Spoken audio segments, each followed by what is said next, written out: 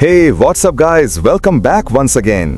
आज की कहानी की शुरुआत एक सुनसान गुफा को दिखाते हुए जिसके अंदर किसी को महसूस किया जा सकता है। इससे पहले कि हम जान सकें कि वो क्या चीज है, सीन शिफ्ट होकर पहुंचता है दो बहनों पर, जिसमें बड़ी बहन थी एबी और छोटी थी बेथ। दोनों ही एक दूसरे के साथ बहुत ज्यादा क्लोज थी, लेकिन कुछ महीने पहले माँ की मौत के बाद ये काफी उदास रहने लग गए। हालांकि अब जाकर चीजें सब कुछ सही हुई। उनके डैड भी आर्मी से लौट कर आ चुके हैं, लेकिन इस परिवार को लगता है कि किसी की नजर लग चुकी है, क्योंकि एक दिन एबी को पता चलता है कि उसकी लास्ट स्टेज का कैंसर है और वो किसी भी समय इस दुनिया को छोड़कर जा सकती है। हालांकि बेथ इस चीज से हारने वालों में से नहीं है, क्योंकि उसे अब एक और सदस्य को नहीं खोना था। उसने उनसे अच्छे से एक डॉक्टर को दिखाया, जिसने उन्हें सलाह दी कि अब उसे एक बड़े हॉस्पिटल में आपको लेकर जाना चाहिए, क्योंकि यहाँ हम आपको आश्वासन ही बस दे सकते हैं, उसके अलावा हम कुछ नहीं कर सकते। लेकिन बड़े हॉस्पिटल में जाने के लिए चाहिए थे पैसे, जो कि इनके पास तो नहीं हैं। इसीलिए बेथ अब अपने पिता से कहती है कि वो हाई सैलरी वाली जॉब को चूज करने जा रहे हैं, पर उसके पिता इस काम से इनकार कर देते हैं, क्योंकि वो अपनी दूसरी बेटी को भी नहीं खो सकते। पर बेथ ने ठान लिया कि वो जाएगी, क्योंकि ऐसे वो उसे मरने तो नहीं दे सकती। दरअसल यहाँ से बाहर के देशों में कुछ ऐसी जॉब होती है जो काफी रिस्की होती है। हालांकि ये हमारे भारत में भी है, पर यहाँ काफी मात्रा में उस काम को करते हैं लोग। ये काम था यूरेनियम माइन प्रोजेक्ट में खोज करना, पता लगाना कि आखिर कहाँ कहाँ ऐसा कुछ पदार्थ मिल सकते हैं। कुछ समय के बाद बेथ की वहाँ नौकरी लग जाती है। फिर हम उस माइन को देख पाते हैं जो शहर से बहुत दूर एक सुनसान इलाके में थी, जहाँ बेथ अपने एक साथी एडम के साथ काम कर रही है। लेकिन यहाँ कुछ खास नहीं मिल रहा था जिससे इन्हें बोनस मिल सके। इसीलिए बेथ कहती है कि हमें जंगल की दिशा में जाना चाहिए, हो सकता है कि वहाँ कुछ मिल जाए।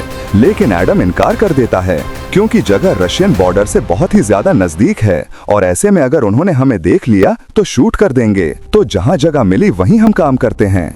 पर बेथ का मन नहीं मान रहा है, फिर भी वो उसकी बात मान लेती है। लेकिन बेथ को कैसे चाहिए थे और उसके लिए रिस्क तो उठाना ही पड़ेगा। इसीलिए वो दिन ब दिन खुद अकेले उस जंगल के रास्ते चली जाती है, बंदूक लेकर। लेकिन जैसे ही उसने कुछ कदम जंगल में रखे, उसे उस डरावनी खामोशी का एहसास होने लगा जो हर पल उसे डरा रही थी।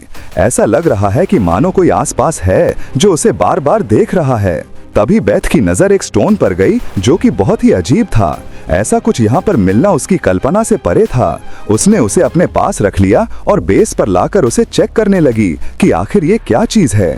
थोड़ा रिसर्च करने पर पता चला कि एक ब्लैक स्टोन है, जिसके अंदर ऐसा लग रहा है कि मानो इंसानी जान है, क्योंकि उसका तापमान 37 डिग्री था।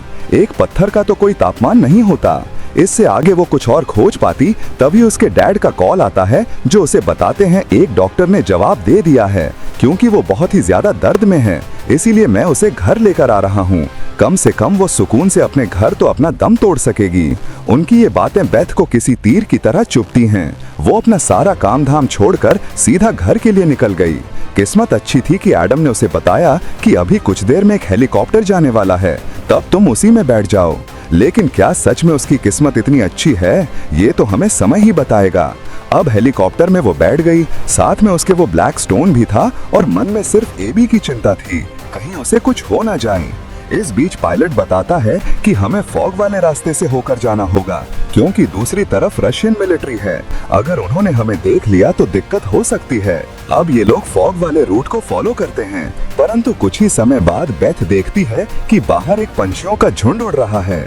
लेकिन ये बात उसे कुछ हजम नहीं हुई, क्योंकि इतनी ऊपर उड़ने वाले पंछी आज तक पैदा ही नहीं हुए, वो भी एक साथ इतने सारे। ये कैसे मुमकिन हो सकता है? इस दुविधा में वो थी कि तभी वो पूरा झुंड इनकी तरफ आना शुरू करता है, जिसके कारण उन सभी की टक्कर चॉपर से हो जाती है, जिसमें पायलट संतुलन खो देता है। हालांकि उसने बहुत कोशिश की, लेकिन अंत में वही हुआ जिसका डर था। उस सुनसान घने जंगल में हेलीकॉप्टर क्रैश हो गया। सिर्फ बचे एक पायलट, जिसमें आधी जान बची थी, और एक अकेली बेथ जो ठीक ठाक थी। पर अब यहाँ उसे अपने डैड की कही बात याद आ रही है। उन्होंने मना किया था उसे जाने से, लेकिन उसने उनकी बात नहीं मानी। अगर अब वो जान जाएंगे तो ऐसे हालातों वो जीते जी मर जाएंगे। फिलहाल बेथ अब उस घायल पायलट के पास गई और उसने इशारों में कहा कि रेडियो से किसी से मदद मांगो, लेकिन इनकी आवाज सुनने के लिए कोई नहीं था। दूसरी तरफ बस थी तो खामोश, जो अब धीरे धीरे करके इन्हें खत्म करती जा रही है। बेथ बाहर आई और आसपास देखा कि ये लोग ना जाने कौन सी जगह पर क्रैश हुए थे। किसी को कुछ अता पता नहीं है। सबसे पहले अब उसी हेलीकॉप्टर के पास ही आग जलाती है ताकि वो जंगली जानवर करीब ना आएं। परंतु जब सुबह सोकर उठी तो देखा कि अब वो घायल पायलट भी अपना दम तोड़ चुका है, यानी कि अब सिर्फ वो बची है इस जगह पर, बिल्कुल अकेली। दूसरे दिन तो उसे कुछ समझ नहीं आता कि वो क्या करे, कहाँ जाए, और इसीलिए वो वहीं पर सो गई। पर तीसरे दिन उसे एहसास हुआ कि ऐसे अगर वो यहीं पर पड़ी रही तो ठंड से मर जाएगी, और इसीलिए उसने कुछ सामानों को इकट्ठा किया, जिसमें उसे पायलट के पास एक बंदूक भी मिलती है, एक कंपास मिला, कुछ फर्स्ट एड के सामानों के साथ एक मैप भी, जो उसके लिए कारगर साबित हो सकता है। उसमें उसे देखने पर पता चला कि उसके सबसे करीब एक टाउन है जो कि तकरीबन 110 किलोमीटर दूर है।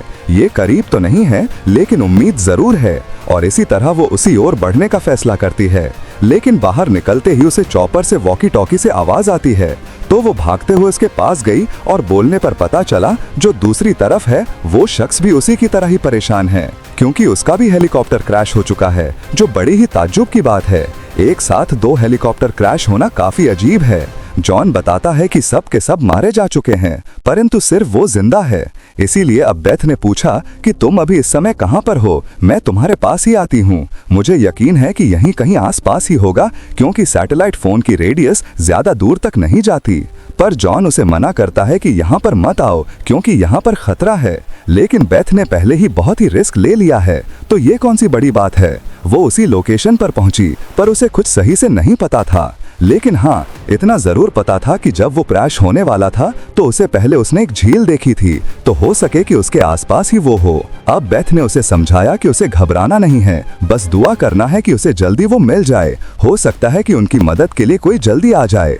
एक बार फिर से अब बेथ निकल गई, लेकिन इस बारी उसने दूसरी दिशा चुनी, जो कि झील की तरफ उसे लेकर जा रही थी। लेकिन ये रास्ता थोड़ा कठिन होता है, क्योंकि उसमें चढ़ाई बहुत ज्यादा थी, लेकिन फिर भी वो बस चली जा रही है। काफी देर ऐसे पैदल चलते चलते अंधेरा होने को आ जाता है, और इसी ही उसने वहीं एक छोटा सा घर बनाया। उसी में रात गुजारने का सोचा, परंतु उस रात तेज बारिश होने के कारण ठंड काफी बढ़ गई थी। इस दौरान बेथ उसी ब्लैक स्टोन को अपने बैग से निकाल कर देखने लगती है। तब उसे महसूस किया कि जब वो उसे छू रही है और तब उस पर कुछ अजीब सी प्रकृतियां बन रही हैं, जो बात उसे काफी हैरान कर देती है। खैर, अब सुबह हुई तो वो दोबारा से अपना सफर शुरू करती है, पर अब उसके सामने खड़ा पहाड़ था, जिससे ऐसे ही पैदल चल पाना तो काफी मुश्किल हो रहा था। इसीलिए वो बीच में रुककर थोड़ा सा आराम करती है। इस दौरान उसकी और जॉन की लगातार बातें होती रहती है, जिसमें दोनों ही अपने बारे में कुछ ना कुछ बातें करते रहते हैं। जैसे कि बेथ यहाँ पर अपनी बहन के लिए आई थी, क्योंकि उसे पैसों की सख्त जरूरत थी, तो वहीं जॉन का कहना था कि वो एक जियोलॉजिस्ट है, उसे ऐसी जगहों पर खोज करना पसंद है। लेकिन ये क्रैश उसे समझ से एकदम परे है। ये सुन बेथ भी सोचने लगती है कि आखिर एक ही समय पर 2 चॉपर कैसे क्रैश हो सकते हैं, वो भी इतना करीब करीब। अब बेथ जिस पहाड़ पर चल रही है वो सीधा था एकदम, और इसीलिए उसे अपने पैर टिकाने में काफी दिक्कत हो रही थी। तब उसे वो स्टोन को फिर से बाहर निकाला। तब उसने देखा कि जैसे चाहे वो उसे आकार दे रही थी, वो उसी में तब्दील हो रहा था, यानी कि उसी आकार में बन रहा था। इसीलिए उसने अब उसी की मदद से ऊपर चढ़ने का सोचा, जो कि वो कामयाब भी होती है।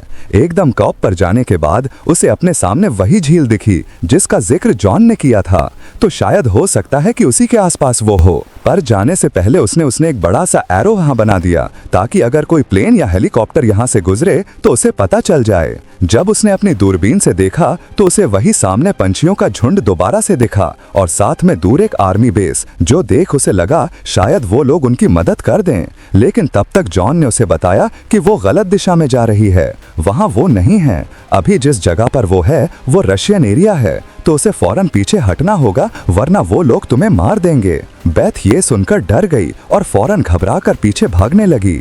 इसी हड़बड़ी में उसका पैर स्लिप हो जाता है, जिससे वो सीधा नीचे गिर पड़ी, और इसमें उसके पैर में चोट भी लग जाती है। लेकिन वो रुकी नहीं और बस चलती रही। कुछ दूर जाने के बाद उसे एक उजड़ा गांव दिखा, जहां ना इंसान थे और ना ही उनकी जात। हालांकि घर तो बहुत सारे थे, पर उन्हें देखकर ऐसा लग रहा है कि मानो कि उन सभी को एक ही झटके में किसी ने उजाड़ दिया हो। पर बेथ को अभी आराम करना है, इसीलिए अंदर जाकर वो थोड़ा आराम करती है। जब खाने की तलाश करती है तो उसे सड़े हुए 2 अंडे मिलते हैं, जिन्हें कच्चा ही उसने खा लिया और फिर सो गई। अगले ही पल उसे एक आहट सुनाई दी, शायद उसके करीब कोई आ रहा है। खिड़की से बाहर देखने पर पता चला कि ये कोई सोल्जर है, तो उसने फौरन गेट को लॉक कर दिया और खुद की सुरक्षा के लिए बंदूक लेकर वहीं छुप गई। पर वो शख्स इसे देख लेता है और घर के अंदर घुस जाता है, तो बेथ उसके हाथ पर शूट कर देती है। पर बाद में उसे पता चला कि ये आदमी भी उसी की तरह खो गया है और इवान नाम के आदमी उसे गाइड कर रहा है, जिससे वो वॉकी टॉकी पर बात कर रहा है। लेकिन इससे भी अजीब बात यह है कि इस सोल्जर के पास भी वही सेम ब्लैक स्टोन है, और जो इवान के पास है वो असल में कोई और नहीं बल्कि जॉन ही है। जी हाँ, जो इन दोनों के साथ खेल रहा है।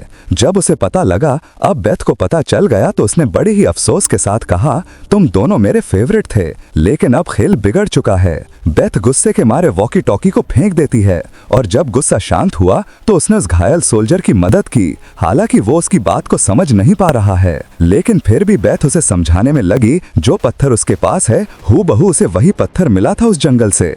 हो सकता है कि हम दोनों की कहानी इसी पत्थर से जुड़ी हो, पर पहले हमें खुद को किसी धीमे धीमे करके शरीर अब काला पड़ना शुरू हो चुका है।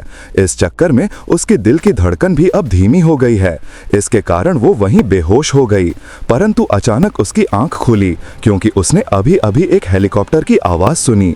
उसी की ओर भागते हुए गई, लेकिन हासिल तक नहीं कर सकी, क्योंकि उसके अंदर अब ताकत ही नहीं बची क्योंकि वो उसे चीखकर बुला सके। अचानक उसका पैर स्लिप हो गया, वो गुफा में गिर गई। जी हाँ, ये वही गुफा है जिसे हमने कहानी की शुरुआत में देखा था। उसके अंदर एक गर्म पानी का गोठा था, जिसमें अब बेथ का शरीर तैर रहा है, पर उसी का नहीं, वहां एक और शरीर, जिसके अंदर अब उन्हें अजीब से पत्थरों का वास। वो शरीर था जॉन फिशर का, जो कि एक सोल्जर है। जी हाँ, जॉन, वही जॉन जिससे उसकी बात हो रही थी। बेथ ने जब अपना होश संभाला तो वो एक अंधेरी जगह पर थी, जिसके चारों ओर बस वही पत्थर भरे हुए हैं जो हवा में उड़ रहे हैं, जिन्हें देखकर बेथ समझ गई कि वो चीज उस हेलीकॉप्टर से टकराई थी। वो कोई पंछियों का झुंड नहीं बल्कि यही पत्थर थे। एकदम से जॉन की आवाज आई, जिसने बताया कि वो भी उसकी तरह एक सर्वाइवल था, जो यहाँ 55 साल से खो गया था।